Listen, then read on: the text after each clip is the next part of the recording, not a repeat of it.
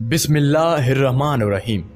سادہ منڈا ویس کے پیارے دوستوں السلام علیکم۔ پیارے دوستوں، آج ہم ایک نہایت اہم موضوع پر بات کرنے جا رہے ہیں، اور وہ ہے وہ 7 کام جن سے انسان تباہ و برباد ہو جاتا ہے۔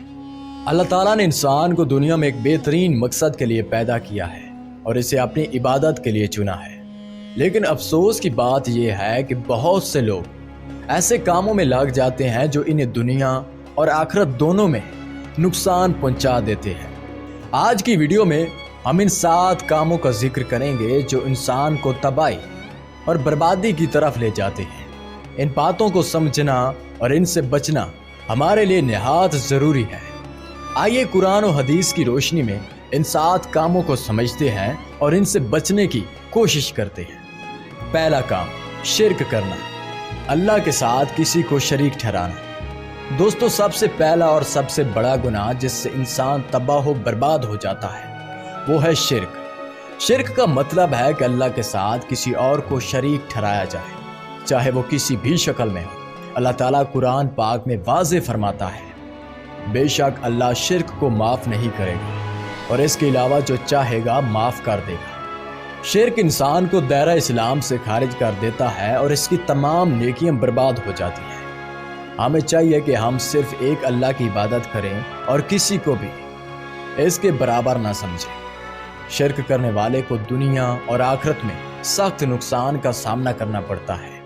دوسرا کام، جادو کا عمل کرنا یا جادو پر یقین رکھنا۔ رسول اللہ صلی اللہ علیہ وآلہ وسلم نے فرمایا کہ جادو کرنا یا اس پر یقین رکھنا ایک ایسا گناہ ہے جو انسان کو برباد کر دیتا ہے۔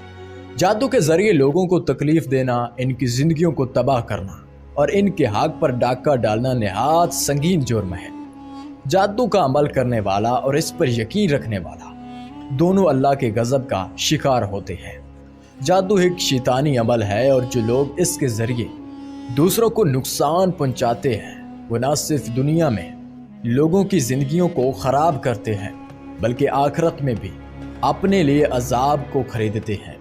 تیسرا کام، ناحق قتل کرنا۔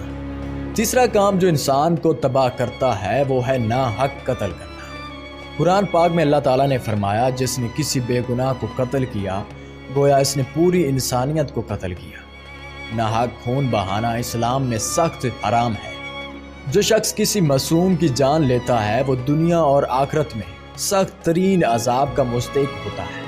اللہ تعالیٰ ناحق قتل کرنے والوں کو نہایت سخت عذاب کی وعید سناتا ہے۔ اس لیے ہمیں ہمیشہ دوسروں کے حقوق کا خیال رکھنا چاہیے اور کسی کی جان لینے سے سخت پرہیز کرنا چاہیے۔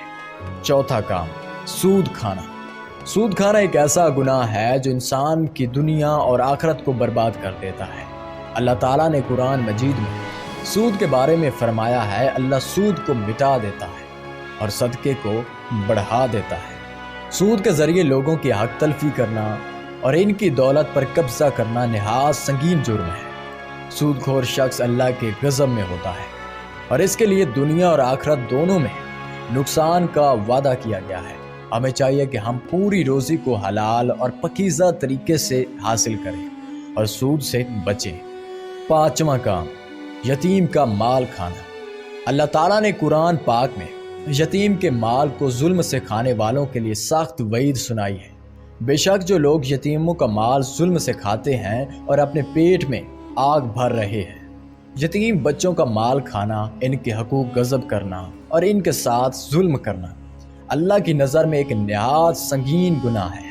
ایسا شخص دنیا میں بھی ذلت اور رسوائی کا شکار ہوتا ہے اور آخرت میں بھی سخت عذاب کا سامنا کرے گا۔ ہمیں ہمیشہ یتیموں کی مدد کرنی چاہیے اور ان کے حقوق کا خاص خیال رکھنا چاہیے۔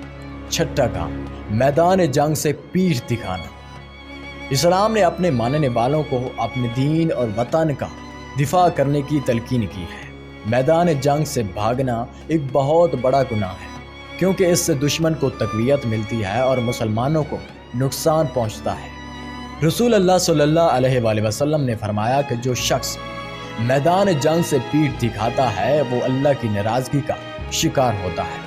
جنگ میں ثابت قدم رہنا اور اپنی قوم کی حفاظت کرنا ایک عظیم فرض ہے اور اس سے پیچھے ہٹنا بزدلی اور گناہ ہے۔ ساتواں کام، پاک دامن عورتوں پر الزام لگانا، پاک دامن عورتوں پر جھوٹا الزام لگانا اور ان کی عزت کے ساتھ کھیلنا ایک نہایت سنگین گناہ ہے۔ قرآن پاک میں اللہ تعالیٰ نے فرمایا جو لوگ پاک دامن عورتوں پر بہتان لگاتے ہیں اور پھر 4 گواہ پیش نہیں کرتے، ان کو 80 کوڑے مارو۔ کسی کی عزت پر انگلی اٹھانا اور جھوٹے الزامات لگانا نہ صرف اس شخص کو دنیا میں بدنام کرتا ہے بلکہ آخرت میں بھی عذاب کا سبب بنتا ہے۔ ہمیں اپنے الفاظ اور اعمال کا خاص خیال رکھنا چاہیے اور کبھی بھی کسی پر جھوٹا الزام نہیں لگانا چاہیے۔ دوستوں، یہ وہ 7 گناہ ہے جن سے انسان تباہ و برباد ہو جاتا ہے۔